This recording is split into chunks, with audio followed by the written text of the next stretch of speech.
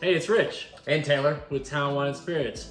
We are here today to do another cheese pairing. Yes, we are. I'm super excited. We've actually thrown it up a little bit. Instead of going for red wines, we decided to do 3 white wines, and we had to go with a little bit of a maybe softer, delicate, creamier cheese. So we chose goat cheese this time. Absolutely. And what do we do for wines? So we did a little bit of research, took the 3 sort of classic sort of pairing suggestions. Yep. And decided to grab them. So we have a Sauvignon Blanc from Italy, which is kind of interesting. Italy, exactly. What?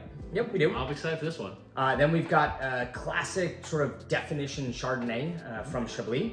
And then we've got a really cool Riesling from Germany. So we got the goat cheese. Again, goat cheese is actually really potentially one of the oldest cheeses around. I mean, we're talking 10,000 years. Which is crazy. I know. Basically dating back to when humans domesticated goats. This is actually just one of the classic local goat cheese, not looking at age. I figured we'd try to keep it a little bit simpler. So the first wine is Via Alpina, which is going to be Sauvignon Blanc from Friuli, made by the owner of Veneca and Veneca, which is a very good producer. There's scant information out there on the internet and sort of really what the wine's all about. But from what I can gather is it's a project he's using to help support young sort of farmers that have some grapes and he buys purchased fruit, that sort of thing. Right. The nose is beautiful. So much softer than, let's say, some of your other Sauvignon Blancs out there.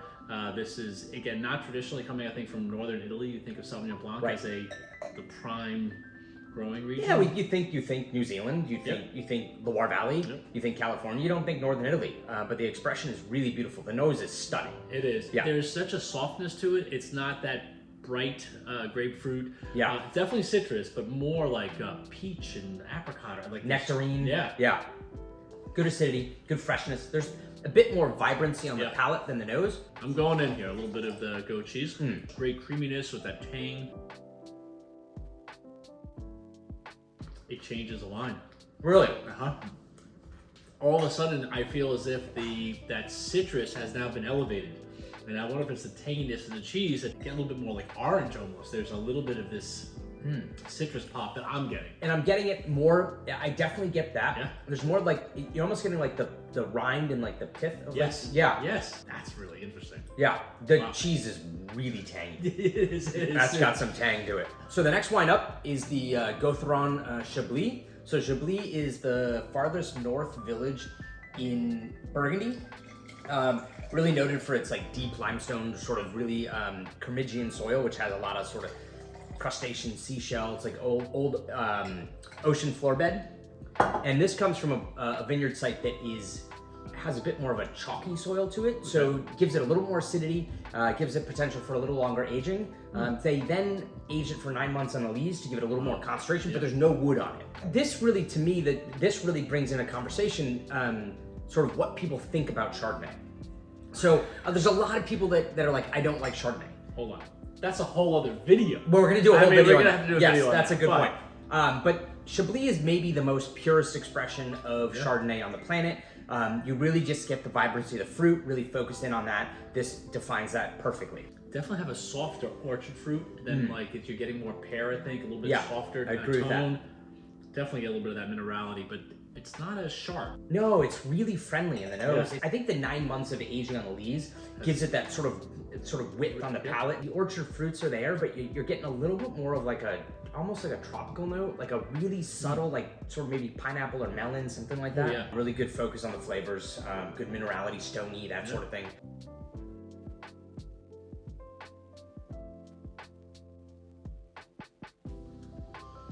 I'm underwhelmed. Yeah, same here. A little bit from the, I really like the wine. I really like the cheese. I don't really love the combination. I think the tanginess is potentially quieting the wine.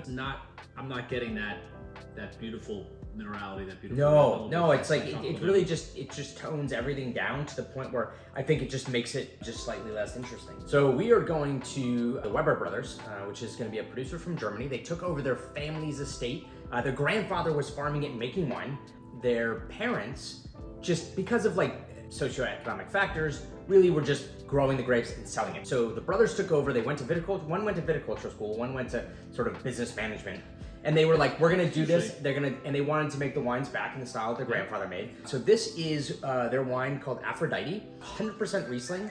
that we think this is made with the designation of fine herb. So fine herb is a designation that translates best to balance. It's often seen on the internet as being called half trocken, which makes it sound like it's sweet. And it's really more about the wine finding its balance between the acidity, the sugar, and the fruit. They're a natural producer. Everything's done organically. Okay. They're minimalists in the cellar. So they're really focused on just the expression that the vineyard is going to bring to the wine. So again, the nose is just beautiful. Striking. It's amazing. Yeah. This is probably the largest departure from the other two. Yeah. This is just wild in comparison. I think consumers have they have an unhealthy relationship with Riesling. I agree with that. Because again, from my exploration of wine, I've definitely found that I think I snubbed Riesling. Yeah. Slate, like mineral Yeah. content. There's definitely a little bit of a sweetness as well. What I was reading about this is they're saying this is basically 30 grams per liter, which is gonna be like, that's high. But people make the assumption that sort of 30 grams per liter is gonna make the wine sweet, like sugar, like confectionery. And it's definitely not that. It's more like really concentrated fruit. It's like really ripe, beautiful fruit. Ripe fruit is, you hit on the head, because I get it. Which is also really crazy because you have this great nose, a little bit of sweetness, minerality, some fruit, and then as soon as you drink it, the first thing you get is that the juicy fruit is a ripe fruit. Yeah, and it's sweet. Don't get me wrong, but not overly sweet. But it's definitely ripe fruit. But it's amazing as soon as it goes through the palate, it dissipates so quickly due to like the dryness and the acidity takes over, and it's really balanced. It's really beautiful. I think people, because of like really poorly made Riesling or sweet wines that were like sort of dominating the market in like the 70s and 80s. Yes, I could see sort that. of like the equivalent of like the red blend category now. People go, I just don't like that style wine. It's just not what I like. Yes, this has sugar, but it's not sweet. It's not cloying. It's extremely well balanced. It's absolutely beautiful. And I think that people are really missing out on some of the great wines in the world because they're like, I don't like X, Y, and Z. Which is what part of this is about, is showing people X, Y, Z. Oh, that worked? I'm not telling you. Okay, all right. I'm just saying, you're talking too much. I know, I'm excited. No, I want excited. people to drink So Riesling. I think this is a great thing. Come in store, ask us questions, because there's so many times where I think people do have a negative view or connotation or thought on something that my grandparents drink or what have you. And I think wines today have gotten more back to their purest form. There's so many different expressions that work well. That's good. It's really good. The creaminess. Yes. It's so funny. I think the tanginess worked great with the Sauvignon Blanc. Yeah. The creaminess completely enhances that. Oh my God. Riesling. It's like, I feel. Again, I hope. I need a little more. Okay. What I was gonna say. I'm going back for a second. All right. You need some more. That's fine. What I really hope is that people spend enough time watching this video to get to the point where they see how well this pairs. So on our last cheese pairing video, which is the Gouda, I'm not sure people got to the point necessarily where we were talking about the absolute perfect match with the Trefethen. Yep. I think the Riesling is the perfect match. I think it's better than the Sauvignon Blanc. I think it's definitely better than the Chablis. I think it's striking. It really enhances the ripe fruit to make it even just more balanced and richer. So it's almost less of that sweet forward. I have to agree that as much as I love Chablis, that clearly just it was. I think the Chablis is a phenomenal wine. It's a phenomenal wine. Didn't do much. Right.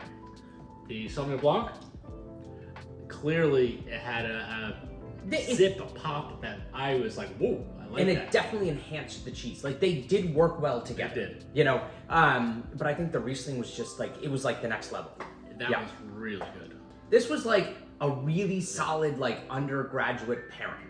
Like, you got your undergraduate, you're doing really well. It's like, that's really well, congratulations, nice job. But now you're this is like doctoral thesis. This is like the doctoral level, and it's just striking. It's beautiful. It's perfect. So please come on in, ask us questions. Yes. I think this is so much fun when we do these, because these are the things I hope you guys are doing maybe not every, but over the weekend. Yeah. Getting out there, exploring with food, trying different wines, because it's a lot of fun. If you liked it, give us a thumbs up.